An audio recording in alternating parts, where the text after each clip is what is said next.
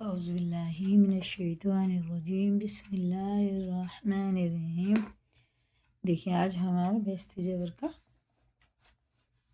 زیور یہ 11 حصے اس میں، اور یہ دیکھیں آج پارٹ 14 ہے، اور یہ کفر اور شرک کی باتوں کا بیان ہوگا۔ جو کفر اور شرک ہے یہیں سے لیتے ہیں فصل۔ اس کے بعد مناسب معلوم ہوتا ہے کہ بعض برے عقیدے اور بری رسمیں اور بعض بڑے بڑے گناہ جو کفر ہوتے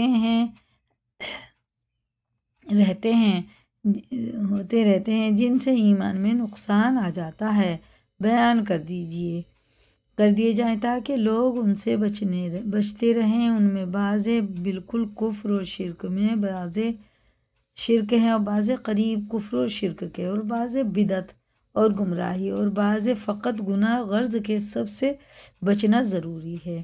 پھر جب ان چیزوں کا بیان ہو چکے گا تو اس کے بعد گناہوں سے جو دنیا کا نقصان اور طاعت سے جو دنیا کا نقصان ہوتا ہے، کچھ تھوڑا سا اس کو بیان کریں گے، کیونکہ دنیا کے نفع نقصان کا لوگ زیادہ خیال رکھتے ہیں۔ شاید اسی خیال سے کچھ نیک کام کی توفیق اور گناہ سے پرہیز ہو۔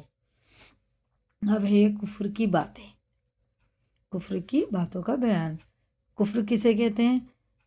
کفر کو پسند کرنا، کفر کی باتوں کو اچھا جاننا، کسی دوسرے سے کفر کی کوئی بات کرانا کہ کسی وجہ سے اپنے ایمان پر پیشیمان ہونا کہ اگر مسلمان نہ ہوتے تو فلانی بات حاصل ہوتی۔ اولاد وغیرہ کسی کے مر جانے پر بہت سے ہوتے سوچتے نا، مسلمان نہ ہوتے تو بے پردہ پھرا کرتے، جینس پہنا کرتے، ہے نا، بال کھول کے گھوما کرتے۔ اب ہم مسلمان ہو گئے، پردے میں رہنا پڑتا۔ اولاد وغیرہ کسی کے مر جانے پر رنج میں اس قسم کی باتیں کہنا کہ خدا کو بس اسی کا ماننا تھا، نعوذ باللہ، دنیا بھر میں ماننے کے لیے بس یہی تھا۔ ایسا نہیں کہنا چاہیے۔ اللہ کی چیزیں جب چاہے لے لے۔ اب ہم کسی کے پاس 1000 روپے 10,000 روپے رکھتے ہیں اور پھر لینے جائیں وہ منع کر دے تو، یا رونے لگے، وہ تمہاری چیز ہے، تم جب چاہے لے لو۔ اور ایسی اللہ تعالیٰ کی چیز ہوتی۔ جب ہمیں وہ بیٹے اولاد دیتا تو ہم لڈو بانٹتے پھرتے، خوشیاں مناتے ہیں، اور جب لیتا ہے تو ہم روتے ہیں۔ رونا تو آتا ہے، خیر یہ بات ہے، روئیں لیکن شور نہ مچائیں، سینہ نہ پیٹیں، اور ایسے الفاظ زبان سے نہ نکالیں۔ دنیا اللہ کی چیز تھی، اللہ صبر دے، اللہ نے لے لی، اس کا اجر بھی تو ملے گا۔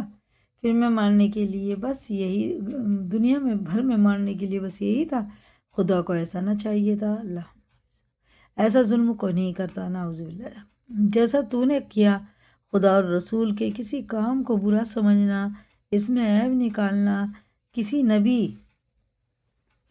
یا فرشتے کی حقارت کرنا، ان کو عیب لگانا، کسی بزرگ یا پیر کے ساتھ یہ عقیدہ رکھنا کہ ہمارے سب کام کی اس کو ہر وقت ضرور خبر رہتی ہے، یہ غلط ہے ایک دم۔ نجومی، پنڈت یا جس پر جن چڑھا ہو اس سے غیب کی خبریں پوچھنا یا فال کھلوانا، پھر اس کو جاننا، سچ جاننا، کسی بزرگ کے کلام سے فال دیکھ کر اس کو یقینی سمجھنا، کسی کو دور سے پکارنا اور یہ سمجھنا کہ اس کو خبر ہوگی، ایسا نہیں ہے۔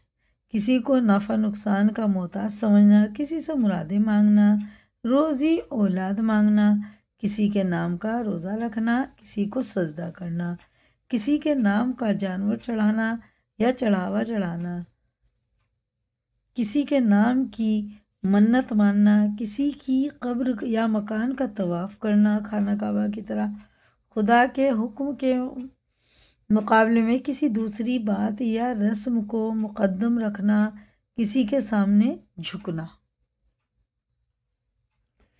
یا تصویر کی طرح کھڑا رہنا، توپ پر بکرا چڑھانا، کسی کے نام پر جانور ذبح کرنا، جن بھوت پریت وغیرہ کے چھوڑ دینے کے لیے ان کی بھیٹ دینا، بکرا وغیرہ ذبح کرنا،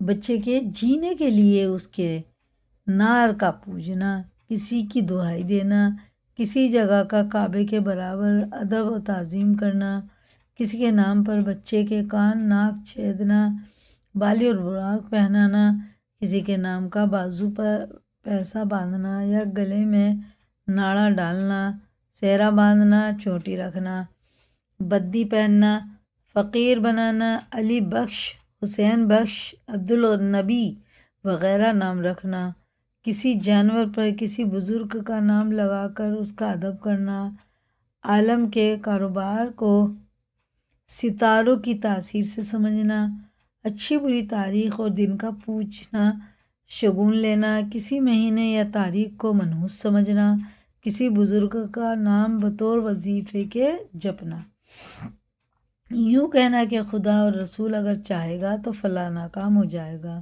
کسی کے نام یا سر کی قسم کھانا، جاندار کی بڑی تصویر رکھنا، خصوصاً کسی بزرگ کی تصویر برکت کے لیے رکھنا اور اس کی تعظیم کرنا۔